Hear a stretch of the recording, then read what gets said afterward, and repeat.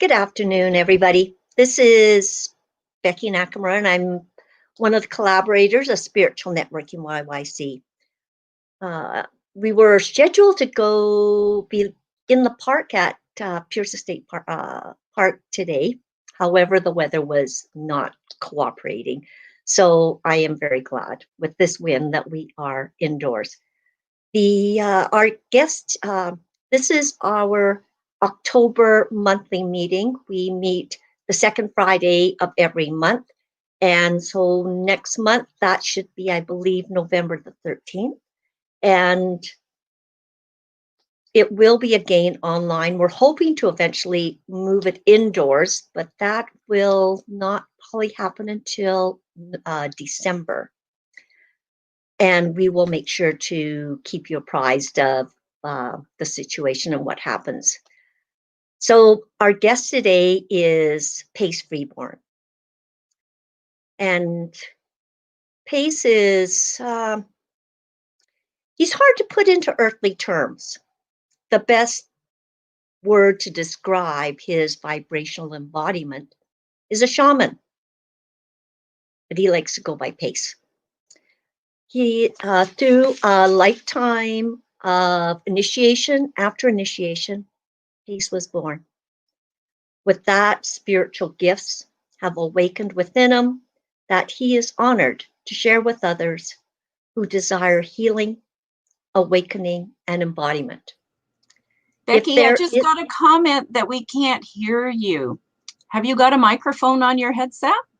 Is it turned up? Yes. Okay. Is it plugged in? It's plugged in. Better? Is that better? I don't know. I can hear you I can hear you really well. Okay. Like you're very loud in my ears.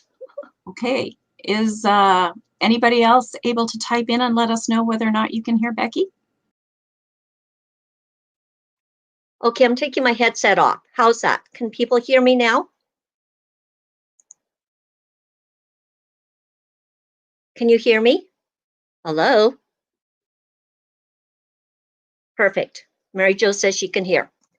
So we'll start this all over again. Good afternoon, everybody. Welcome to our monthly Spiritual Networking YYC Luncheon. It is held on the second Friday of every month. So next month, I believe, will be November the 13th. It will again be an online presentation. We're hoping to move indoors, but that might not be till December because we're still looking for a suitable venue to replace China Rose. My guest today is Pace Freeborn. So who is Pace? It's hard to put into earthly terms. The best word to describe him is his vibrational embodiment is a shaman, but he likes to go by Pace. Through a life of initiation after initiation, he was born. With that, spiritual gifts have awakened within him that he is honored to share with others who desire healing, awakening, and embodiment. If there is a specialty, it would be emotional mastery.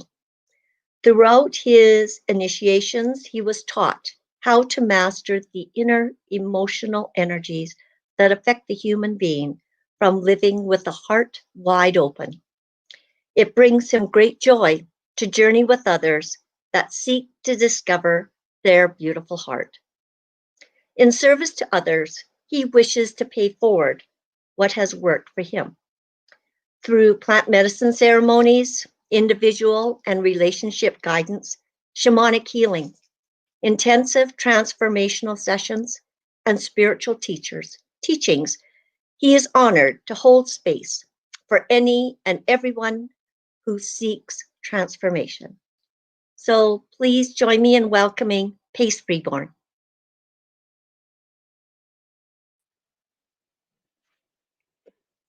Hi, everyone. Thanks, Becky, for that beautiful introduction. It's so hard to put into words how to relate to my story, my vibration, and my embodiment into this world. When I always get asked to write a bio, I'm always like, oh, I don't even know how to do this. So thank you for your grace in that. And I am truly delighted to just to be asked to share my story. When Tina reached out to me, I was a little bit apprehensive, to be honest with you, and I'm a little nervous because I have come to accept that I'm a controversial spirit. And with that, I tend to rattle the feathers of people just through my experience and and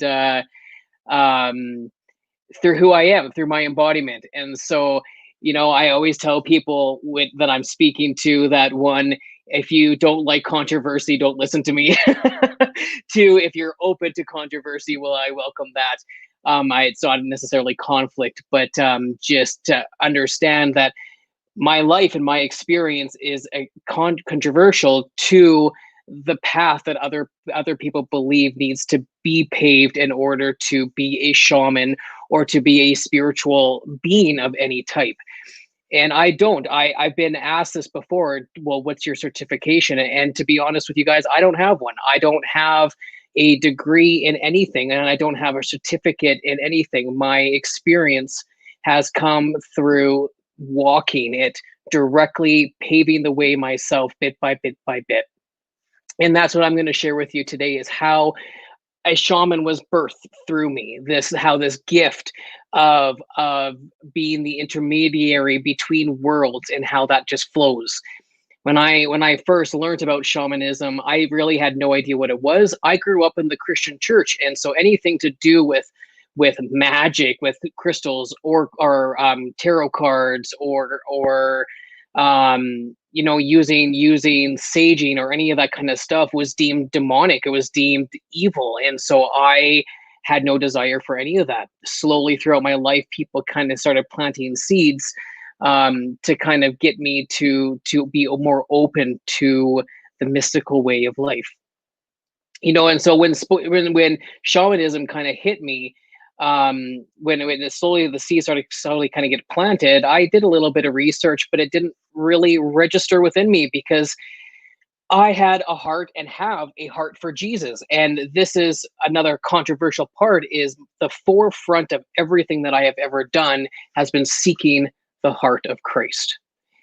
And when I was finally initiated by the host of shamans in Australia, which I will get to, that's when I saw Jesus clearly. For the first time, I saw him so incredibly clearly. And now I just see him as a powerful, powerful shaman. If we go into the definition of what a shaman is, basically you can Google it, right? And I just did a quick Google search of like, what is the definition of a shaman? Because my definition is one who is able to be a conduit of energy from the lower worlds and the upper worlds, who works within the darkness works within the darkness as a beacon of light. So that is how I would define shamanism. Other definitions out there is a person who acts intermediary between natural and supernatural worlds, who uses magic to cure illnesses, foretell the future, control spiritual forces, etc. Now, I don't foretell future, and I don't magically cure illnesses. I don't use magic and anything like that to do that. But what I do use, one of the gifts that has been birthed through me, is the ability to tackle evil forces through the direct experience of journeying into the darkness and allowing the energy of what we would call evil energies. I allow them to make themselves known to me. And I sit within the emotion and the vibration of those, and I allow them to tell the story. And there, I'm no longer scared of them, because I recognize those energies as part of myself. And those evil forces no longer have control over me, because I'm no longer scared of them. They've made themselves known to me, and now they're just kind of a part of me. And so I am able to then see that within somebody else and call that out of them. And it's not a pleasant process. Emotional mastery is all about this. Emotional mastery is all about how to to be able to take these uncomfortable feelings, these energies, whether we would classify them as negative or good or positive, evil or good, and to be able to sit with them in a space of pure acceptance, in a pure light space of the heart, which is love. It's a space of love. To get there, really that space of love is the Christ too. And this is what has been revealed through me, through my journey of coming into this space, this embodiment, that the best word that the human can put to it is a shaman. And I want to really put that out there. It's the only word that I find that best describes that. I do not, like, Spirit has asked me to claim the title, and that's the only reason why I claim it, because there's only that one word that I can think of that best matches that embodiment, and that's a shaman. But I wasn't seeking this. It's not something that I wanted. It's something that manifested throughout my life. Now, I grew up in Alberta, just like everybody, well, not like everybody else, but I'm sure a lot of you did. But I grew up in Alberta, but I didn't grow up in a healthy environment. I grew up in a divorced family. And I receive a lot of neglect, abuse, trauma, and all that kind of stuff. And I'm not going to get into much of that, but I did not have a solid foundation.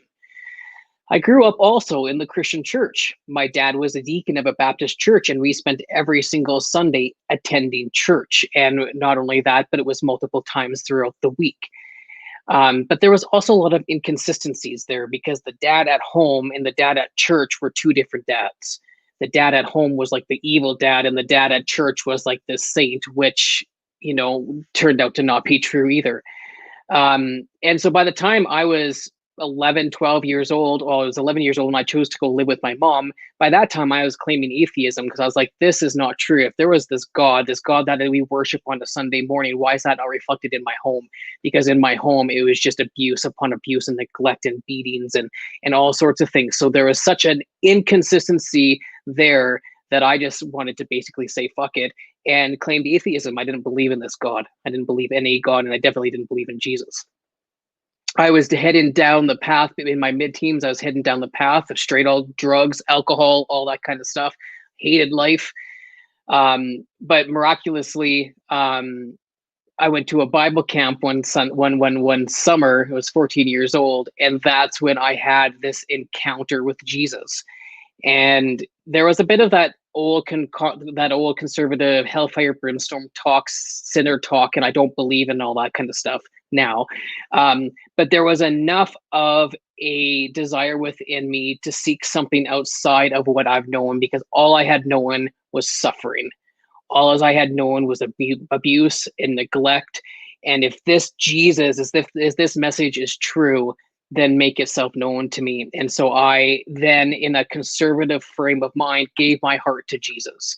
And I said, I'm all in, all in. But what I didn't realize was that all in actually wasn't the grace, the saving grace that I thought I was going to have. It became just another added layer to the whirlwind of events that were going to take place in my life, to begin to deconstruct everything I've ever known to be true about myself and about this world, even about spirituality and even about Jesus. And in all of this, because I still had that frame of mind that, like, where else do you find truth but you go to church, right? So church is the place of truth. And so I had spent from 14 till just a year ago, I had spent all this time in the Christian church through different denominations, seeking the heart of Jesus, seeking the heart of Christ, trying to put this message into practicality, because what I was experiencing was a whole lot of judgment within the church, not a lot of acceptance. So the message was completely opposite. And I was so frustrated, because I was just come up time and time again, told that I was not good enough, I was not worthy enough, I was too much of this, too much of that, I'm transgender. So that was just like a whole, like, you are useless and you're going right to hell. I've been shunned, I've been rejected, I've been whatever, for just simply being true to myself and honoring the creative flow through this body. And so, you know, struggling with the church, but still loving Jesus, like loving Jesus. I was like, I need to find out more. I need to know more about this man outside of that conservative view, because that's not doing it for me. Because the man that I've built a relationship with is basically telling me the exact opposite of what they're telling me. So I need deeper understanding and deeper truth. And so I began to become more open. And as I became more open, you know, I became more open to the new age way of doing things. I became more open to crystals and learning like divination and all that kind of stuff. And slowly that started to open up for me.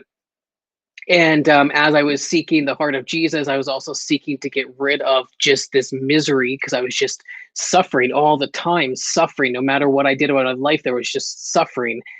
And I was seeking, so always seeking the heart of Jesus to discover the truth of his message, because the vibrationally there's something there. There's something beautiful about this man. I mean, that's the reason why 2,000 years later we're still talking about him. There's something so beautiful about this man and the message that he gave. But what is the truth of that message? What is the actual truth of that message? And that's what propelled me on this straight path right into my heart. But I didn't even know what that path was.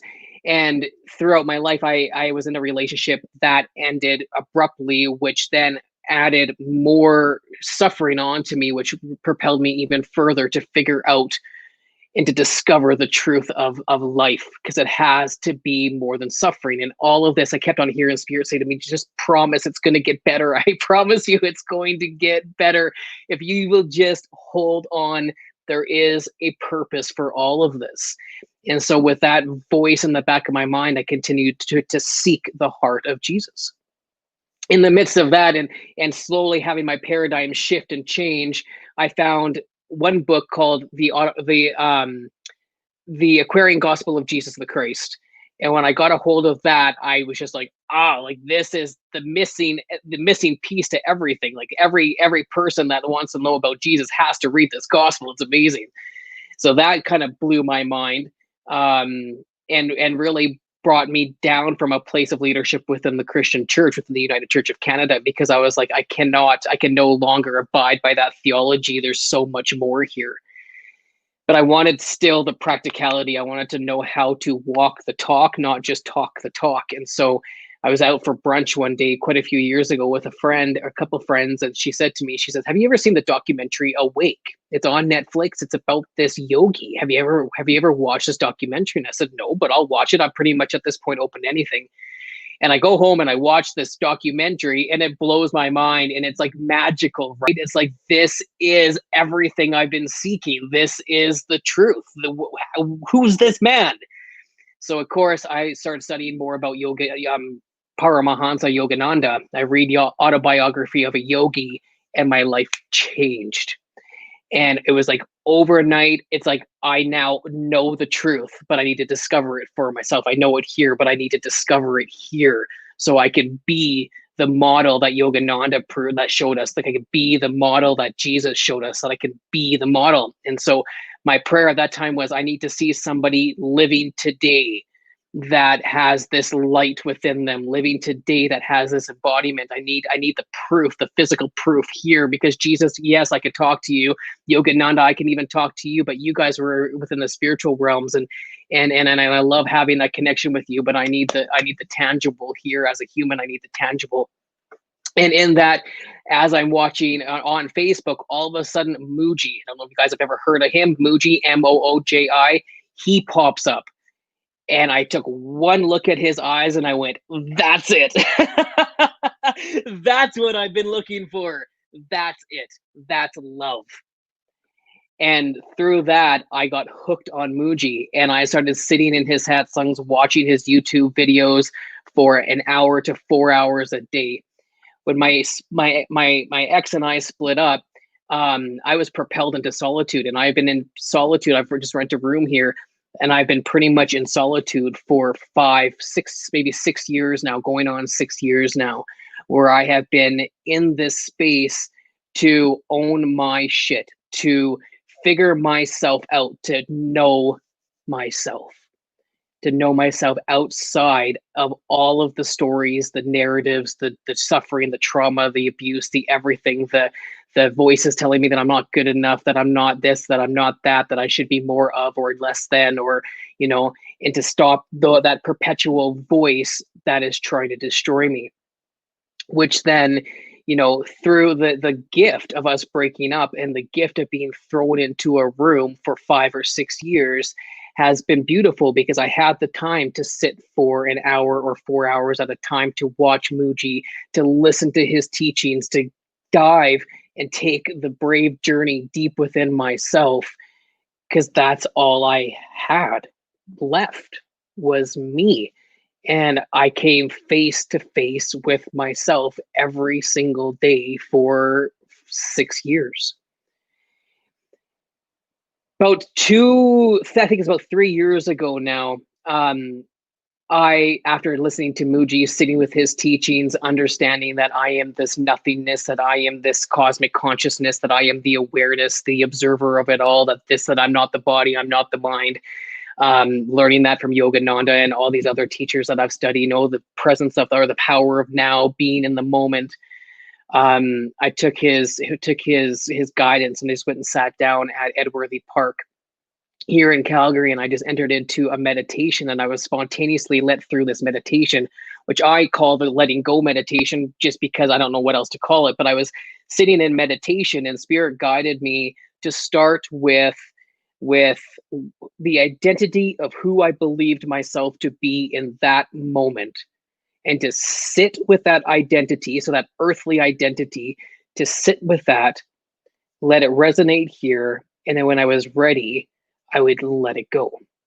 And I would let it go, and I just, identity upon identity kept on rising up within me, and I would sit with it, and I would let it go, and then just sit in the resonance of I am. Then I let go of the identity and come back to just I am.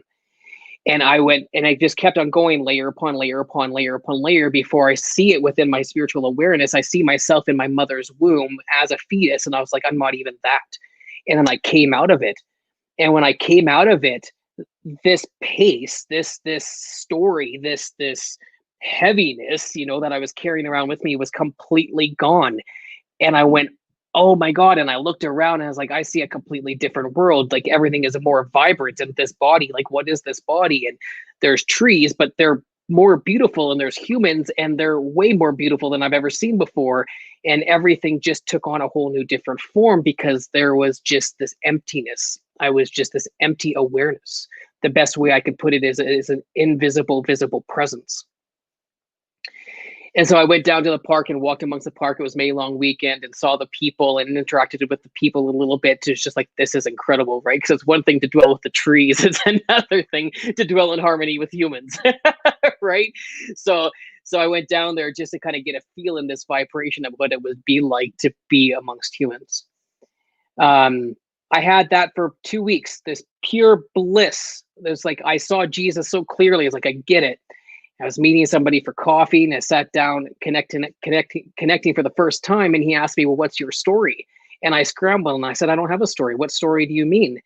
Like, that's what I was thinking, sorry. But I knew that the human in front of me was like, if I tell him I don't have a story, he's going to think I'm crazy. So I started scrambling. And in that moment, as I scrambled, the story of pace re-downloaded into this vessel, into my awareness. And I just went, what is this? And then after that took place, I'm going to venture to say 3 years ago, well, 2 weeks after. So, so about 3 years ago, that re-download of all of that story, the narrative and the trauma and the emotions and everything that came with it, re-downloaded into my body. And I went, oh, what is this? And I was triggered so I was still working at the church, and I was triggered all the time. It was the perfect place for me to be, because I was triggered all the time while I was there. And before I knew it, I was just being triggered all the time. And I was stumbling up against myself all the time, which led me spontaneously into my heart, where I just was like, I'm tired of this. I'm tired of not being happy. I'm not tired of not being at joy. I'm tired of not having that state that I was in 2 weeks, because I know that state is truth. That's the ultimate truth. This isn't.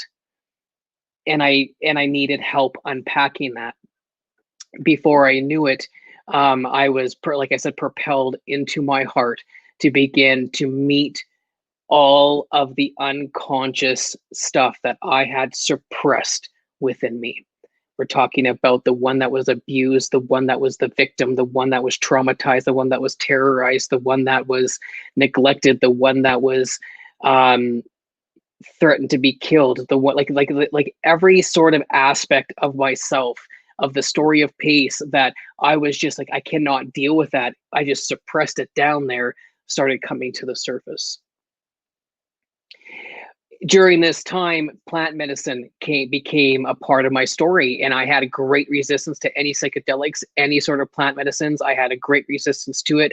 Somebody came into my life and said, just try it. Long story short, I finally got the courage to try it, and it changed my life.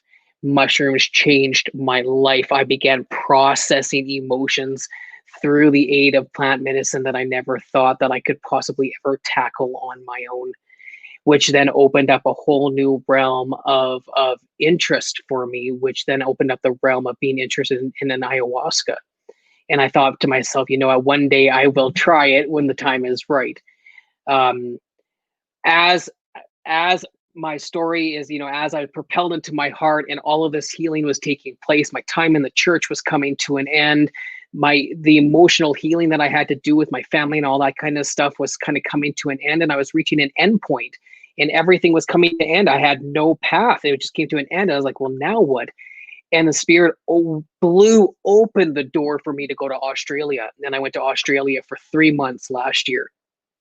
And I thought I was just going to go and have a good time. What I did not realize is that I was going to Australia on a vision quest. This was the pinnacle moment for me, when my spiritual gifts blew wide open, and are still continuing to, but you got to integrate into it, right? But spiritual gifts being wide open, where my spiritual perception and understanding completely took a different turn. And while I thought I was going to start a ministry with some people in Australia, what ended up happening was I ended up going full on into darkness. And while I was I met two people on, well, actually all three of them online, but two of them in Australia online convinced me to come to Australia to start a ministry with them. But when I got there, the moment I landed, the energy shifted, which propelled forward this crazy atmosphere and just being in darkness. And of course, when I had met them, I sensed her darkness. The moment I saw this woman, she embodied darkness, and I saw it, but I looked past it. But I knew for some reason I had to go there, and I had to go to face my greatest fear. Now, my greatest fear was to be yelled and screamed at, particularly by a woman, but to be yelled and screamed at for something that I have never done, and to just be basically put to blame for absolutely everything. While I was there the first month, the first 2 weeks while I was there, she started to embody anger, and she even said that I'm going to be embodying anger now. And she began to embody anger more and more and more and more. Long story short, one evening we're sitting around talking. She was triggered by my energy, and she went full on yelling and screaming at me. And she was like, you are dissonant. You do not know how long or how dark your darkness is. You don't know anything. You know, like, basically everything that anybody could ever tell me that was wrong with me was what she was doing to me.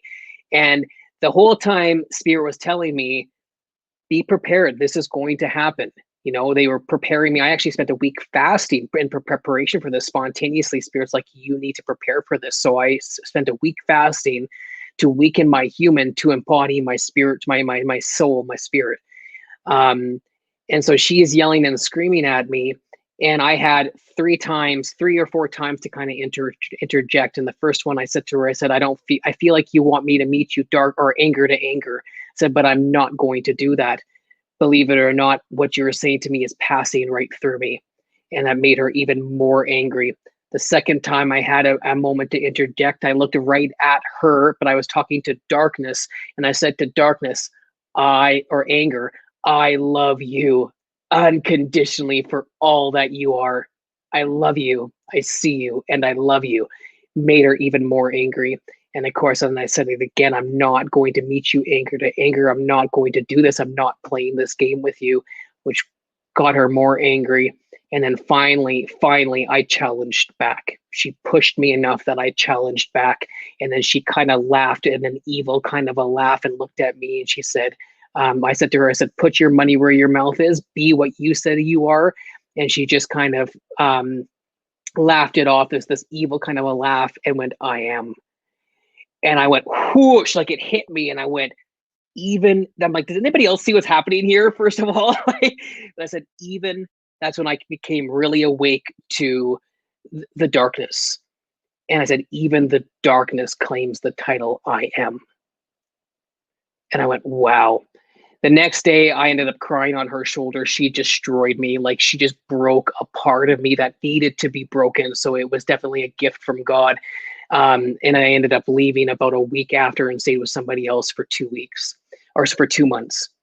The 2 months that I was there, the spirit kept on telling me, you need to journey into the darkness. And I said to them, I said, it's been dark enough. Like, I get it. Like, I don't want to journey the darkness anymore. Like, I'm done with it. And they kept on saying, you need to go there. You need to go there. And I was like, I don't want to go there anymore. Like, I'm done going there. But spirit was very persistent. And then finally, wrestling one day, I was doing my card readings, and the other card that I got was the directions on how to embrace the darkness or go into the darkness. And so I put on my braves and I said, okay, Spirit, this is what you want me to do. I'm going to do it. And so I went and did the directions, and I went and sat in a dark room, lit a candle, and journeyed into the darkness, protected myself because I said, like, I realize it's going to be dark. I want to come back light. Please, I want to come back light. Protect me. Long story short, as I journeyed into the darkness, totally, I ended up embodying darkness myself, journeying into the darkness, into the spiritual awareness of the level of consciousness in which all darkness dwells, in which all suffering dwells. We could know that as hell. And I journeyed there, and I discovered myself there. And that's all I'm going to talk about that tonight. But when I came back out of that, I came back out light, thank God, a little bit scorched, because it was kind of like, whoa. Once you realize the depth of darkness and our part in the darkness, you're never the same. But it is also beautiful. The last year I've been back from Australia, after that took place, I ended up sitting in ceremony by myself. I did some rape, which is some more plant medicine that a lot of people use within shamanism. Did some rape, and I sat in meditation and was listening to music and, opening up my spiritual awareness to my guides and just whatever healing needed to come. And that's when the host of shamans appeared before me. I now know them as the Brotherhood of the Order of Melchizedek. I don't know if any of you are aware of the Brotherhood, but it's really the Brotherhood of Ascended Masters. And they all appeared before me. And of course, Jesus was amongst them.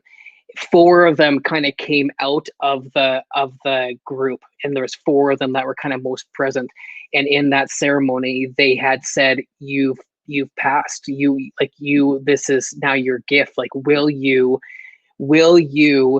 be willing to serve humanity in this way? And they asked me 4 or 5 different questions. Will you serve like this? Will you, through this, do this? And of course, what I have learned enough about shamans is that, or basically anybody for that matter, what we go through in our initiation process is the birthing of something for others.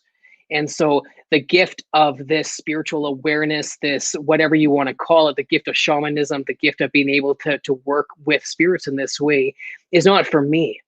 It is for us. It's the birth of another healer that is here to help heal collectively, to heal the collective and help with the shift. And so for me to say no to that calling is basically to say no to all of you. And it's to say no to love. It is to say no to God. It's to say no to spirit. And so I had no choice and have no choice but to be all in, like all submersive in. So I said yes. this last year, after I've got back from Australia, the even the past lives that awakened within me. I was indigenous to Australia in a past life.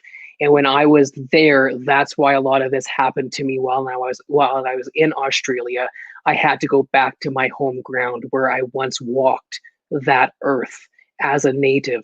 And that resurrected within me in a way that I cannot describe to any of you, beyond that. I've been spending the last year integrating all of that within me, seeing myself simultaneously as that person, as though I am that person here now. And along with all my other past lives, the more I expand and I grow, the more my past lives come into my awareness, and I'm able to integrate them into this vessel, this human that walks the earth today. Now, you know, with all of these spiritual gifts and stuff awakening within me, what I've been undergoing is a deep refinement of consciousness that is aligning with my heart. Because the more healing I do, the more expansive I go, the more I feel the things that I'm scared to feel, the feelings that I'm uncomfortable with, the feelings of selfishness and greed and anger and lust and division and separation, and anything that comes in between this human or this soul and this expansive light being needs to become conscious. It needs to be, the light needs to go into that and say, what are you? So I can then see you, love you into wholeness, accept that aspect of you, and integrate that into your being. So it's no longer there to limit your flow of light, but it becomes light through awareness. And so this last year has been a deep refinement of my consciousness to integrate into my heart. My heart is wide open. It is wide open, and I'm still stumbling here. I'm still stumbling with these moments of scarcity and these fears of the unknown, because I've literally been like kicked out of the nest. God's like, there you go, have fun, you're ready. And I'm falling and I'm freaking out because there's still that mindset of I am human and I have human needs. And how is this going to take place in my human experience when I'm ready to serve and I'm ready to love and I'm ready to whatever, but I can't afford a roof over my head. Help me, Spirit. Help me, God. Show me your provision. And so that's still a refinement of consciousness that I am integrating as we speak. Am still learning to lose control, to allow Spirit to fully gain control over this vessel, so I can be that which I have come to know so intimately, the Christ in this world, that light that is living in the heart, that is conscious and is aware, but is unattached, but is in a space of pure acceptance that says, all that you are, here I am to uphold you, to recognize that you how beautiful, to help you recognize how incredibly beautiful you are. And so the birthing of something for others. Oh, that's beautiful. Anyways, that's me. You know, now where I sit is just to uphold the space for others, to integrate all that they are, to awaken their true self, to awaken their spiritual gifts, to awaken their power, to awaken their love, and to do that through the things that have worked for me. I've asked Spirit, I said, what do you want me to do? How do I serve? And the message was simple: just pay forward what worked for you. And so I pay forward plant medicine ceremonies. I pay forward a space of pure acceptance and grace through guidance, where you can just, a space where you can be safe to unpack your deepest, darkest stuff, because there's power in confession, and we need to be more brave to share with others. But there has to be the right person to be safe with. And so I uphold that. I'm not saying that I'm the only right person. There's many of them out there. But I am a safe space to help others gain emotional mastery, to train others how to be a space of pure love, to get so comfortable with the uncomfortable emotions that there is no space that we could go that we would be uncomfortable in, because we've accepted it all, and we've accepted our divine love as the acceptance of all that is. And so emotional mastery training, as well as intensives to get you in line with heart, mind, body, and soul, because we thrive when all of that comes together. And so that is how I am paying forward what's worked for me. I am paying forward to others. And that is all.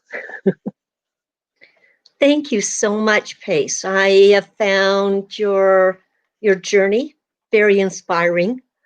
There are parts of it that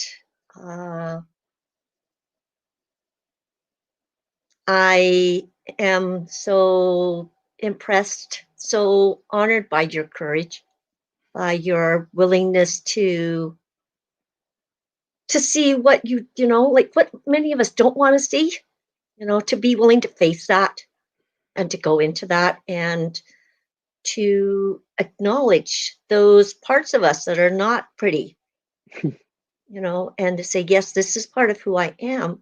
Yeah. And by doing that, you accept it into yourself instead of putting it arm's length. And by accepting it into ourselves, and we're able to transmute that. But we can't transform and transmute until we accept. So yes, that is true. That is a very important lesson, and I thank you for bringing it to our attention. Thanks for having me.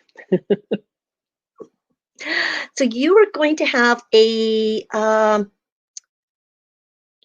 going to put a thought out to the group, or a question out to the group, for us to think about, and then Tina was going to bring us in, I believe, and so that we could maybe share, if you want to, what you have, your realizations on Pace's question. So my question is this: which areas of your life do you need to refine your consciousness in so that it is more in alignment with your heart? I'll read it again. Which areas of your life do you need to refine your consciousness so that it is in more alignment with your heart?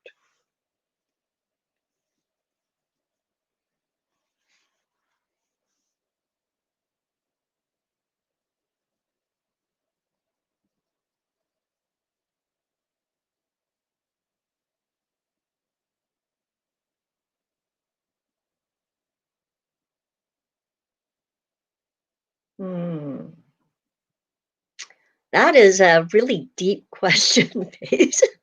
That is something I think that people would need to sit with, and like, some things may come to them right now, but this is one that we really need to dig deep, I feel, because a lot of it is we don't want to necessarily see those areas and be aware of, or to be aware of those areas that we need to refine. I know for myself, what I have, the lessons I have learned over this past month is knowing that others are mirrors of self-reflection. And so when I am triggered, being willing to look at what it is that's triggering me. And it usually isn't very pretty.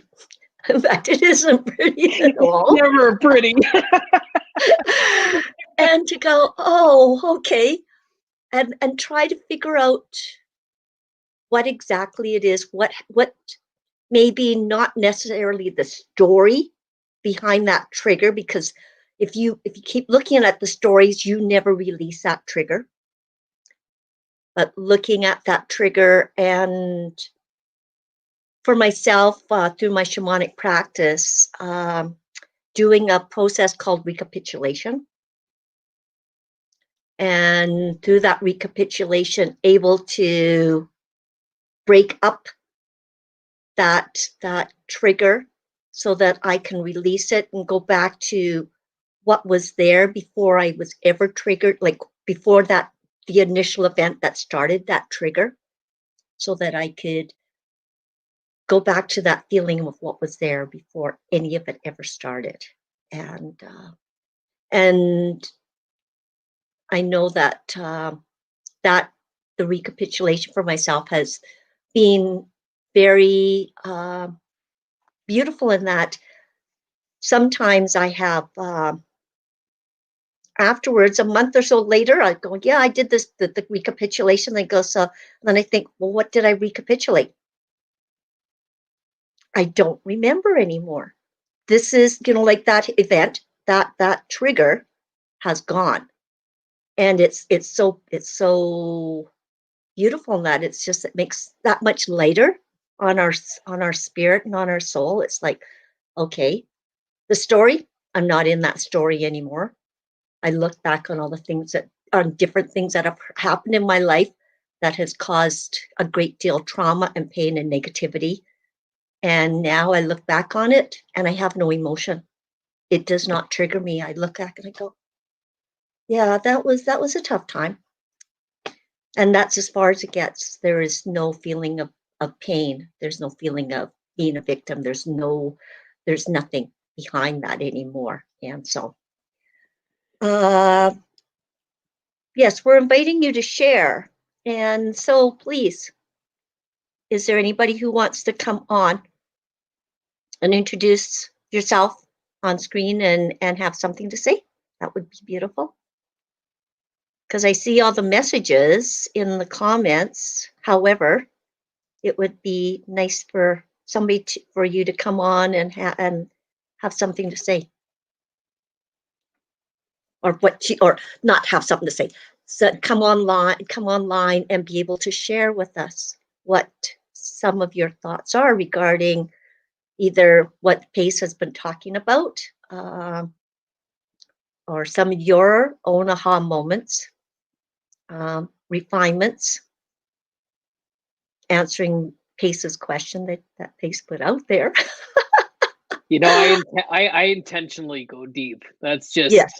Like, give me the deep, good stuff. Give me your heart. Let's talk about the stuff, the real, true stuff, not the flight fluffy, So yeah.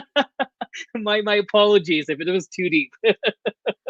No, don't apologize. Don't apologize. However, like I said, it's something I think sometimes it's like hard going after the uncomfortable. Yeah. And so it's like having that time to do that and just go, okay, what is it that and it's not, answer's not going to just pop out at you, right? It's like sometimes, yes, your one point, your instinct or internal intuition will give you something, but then you have to also be in touch with that and listening and open to what that has to say too.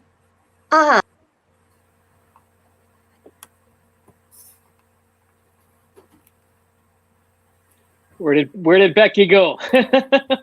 I'm not too sure.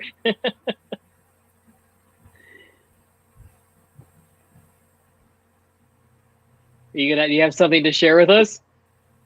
Well, I was just gonna say that that's such a powerful story.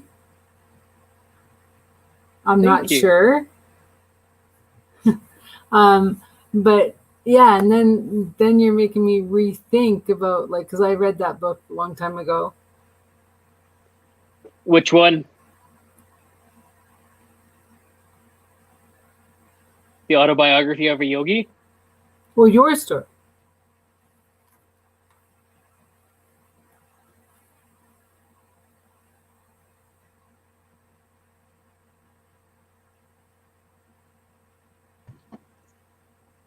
Okay, I'm going to say that we could be here for a really long time if everybody started to share to the whole group what their impressions of this is.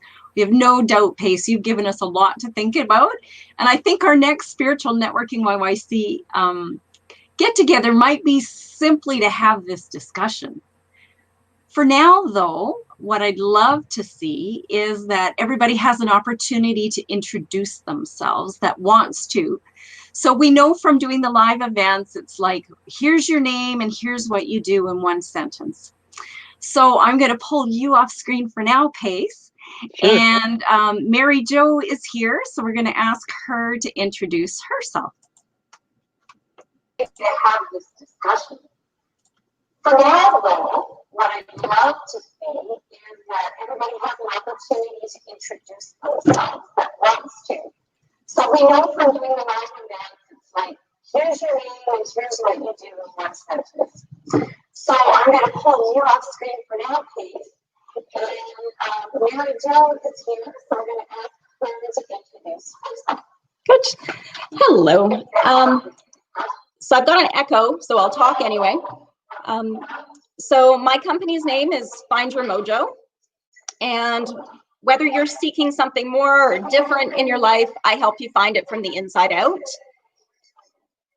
And I originally came online to share with Pace, but I'd love to connect with him offline to have a conversation. So thank you.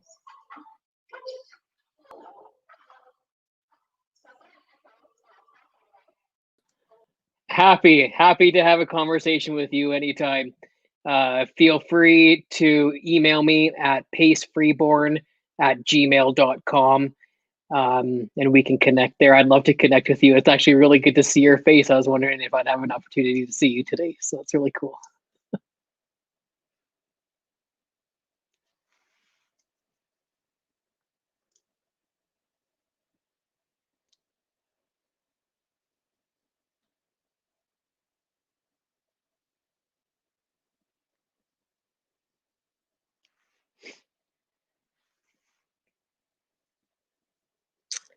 So thank you very much, Pace. That was giving us the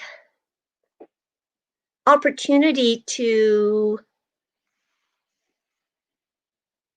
realize that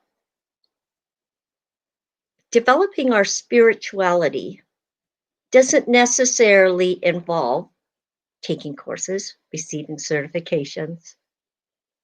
And centuries ago, there were no courses, there were no certifications. It was apprenticeship.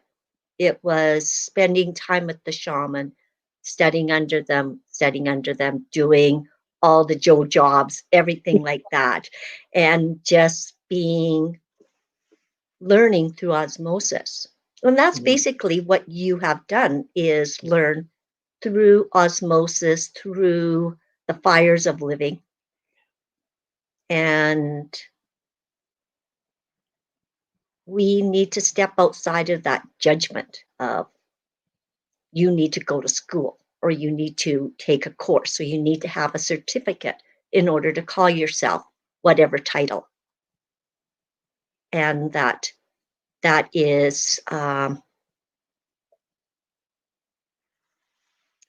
definitely a beautiful gift that you have given us. I thank you very much for that, Pace. So next month, as Tina said, let's think about those areas of our lives where we need to refine our consciousness. And I know that it may be a little scary for us to share, to be vulnerable, to have others see what maybe we want to keep hidden. However, in order to grow, in order to heal, in order to take away that trigger or to release that trigger, we have to be open, we have to be vulnerable, and we have to be willing to see that part of ourselves and to accept it in order to be able to embrace it and then let it go. It has to be acknowledged. So thank you, Pace, for this topic, this thought to take into the next monthly meeting. And I look forward to seeing everybody back again next month and what has come up for you in this next month of introspection, of awareness of being open to hearing what Spirit may want you to let go of in the next month, because it is definitely a time with Mars retrograde and the Mars squaring and all of that. I'm not totally up on the astrology, but I know there is things going on.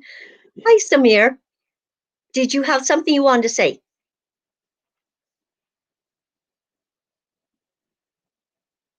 Can't hear you. Your audio is not working, or you. Samir, we're not hearing you. Sorry.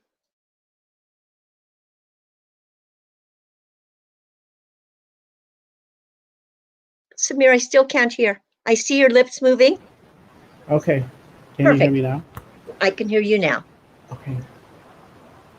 Okay. Sorry, I was on mute. I was hearing like two people talking at the same time. Some other feed was in there. Anyways, hello. Really? And can you?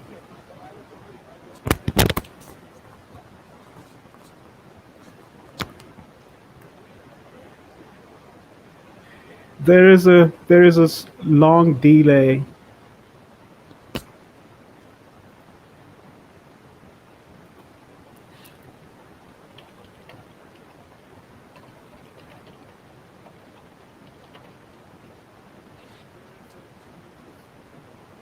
Okay, this is not gonna work. I'm gonna step out. Thanks, Pace. Okay, so there seems to be a bit of a delay between our live and those who are coming in to see us. So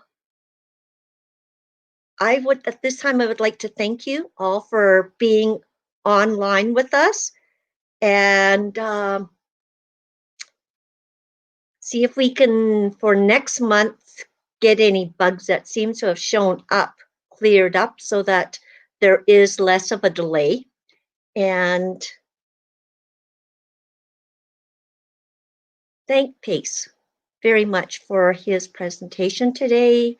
And if you please think about Pace's question, and if you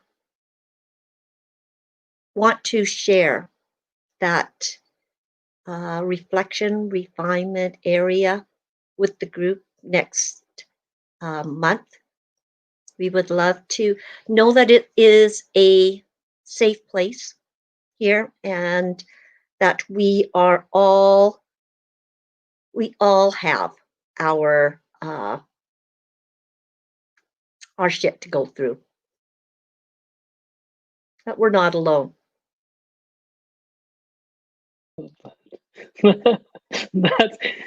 Don't we? We all have our own shit to go through.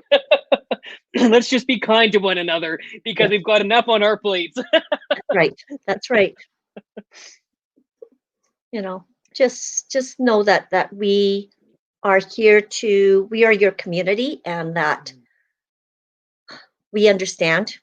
We all have been there or are there and going through it. So there is no judgment. And yes. Thank you. Community is so important. And to be honest with you, after leaving the church, I have just been dying for community. And to me, that is we're created for that. We're created for connection. We're created for community, and we don't have it. There's a part of us missing. So thank you for your arms wide open. I appreciate it. It's good to have different perspectives, because that gives us the opportunity to stretch, to expand, to grow our awareness, to have, and sometimes to have greater clarity with what with our beliefs, because it tests our beliefs too. So yeah, it is always good to get fresh outlooks, new perspectives. The way that I see it, we all have a piece of the whole.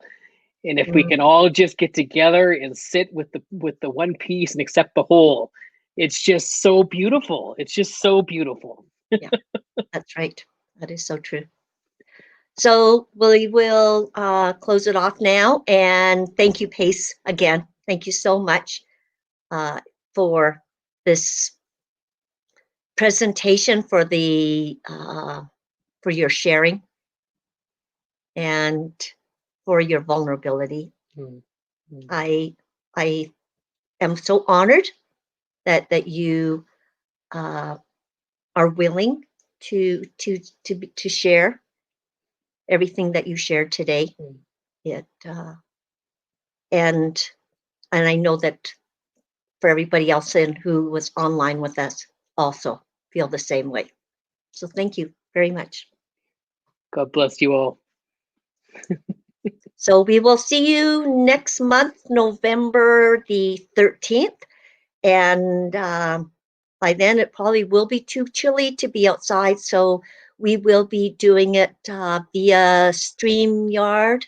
And then, as well as Tina said, maybe try a Zoom share as well attached to that. So that once the presentation is done, moving over to Zoom, and from there being able to speak in real time and not have that delay. So thank you again, and we look forward to seeing you.